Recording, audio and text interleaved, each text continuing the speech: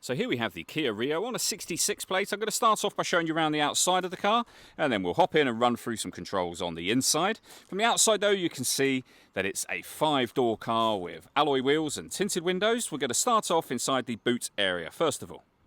As we approach the back of the car, you can see we have reversing sensors, plenty of boot space as well, along with that 60/40 split folding rear seat should you wish to increase this space even further again.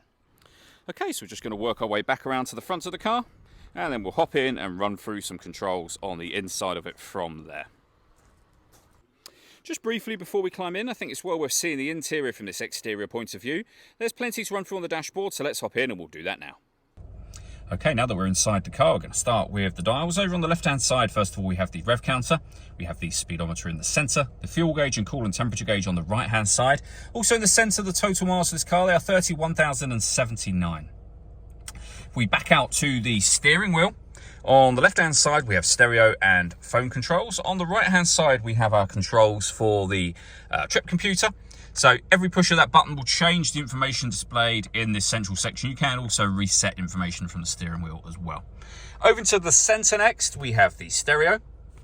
So radio-wise, FM, as you can see, AM and DAB radio all available. There's no media plugged in at the moment, which is what it's indicating there, or inserted.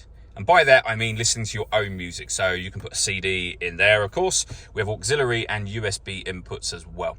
If you connect any of those up and press this button, you'll get those options available to you there. The phone button is where you will pair up your phone to the car. We have the main volume for the stereo on the left-hand side just here. And then below that, climate control. So you can adjust the temperature, fan speed.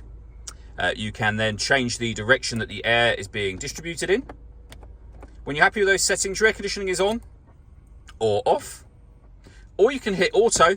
The car will now take full control of the direction of the air and the fan speed to maintain this temperature for you. Any manual adjustment will override that and allow you to put it back on whatever settings you want it on here. We have deadlock, so you can lock and unlock the car doors from the outside. 2 12-volt charging sockets along with our auxiliary and USB input so you can listen to your own music. And then we have the 5-speed manual gearbox. All that leaves me to say is thank you for taking the time to watch this video. If you'd like to come and see the car for yourself and have a test drive, please feel free to give us a call here at Surrey Specialist Cars. We'd love to hear from you soon.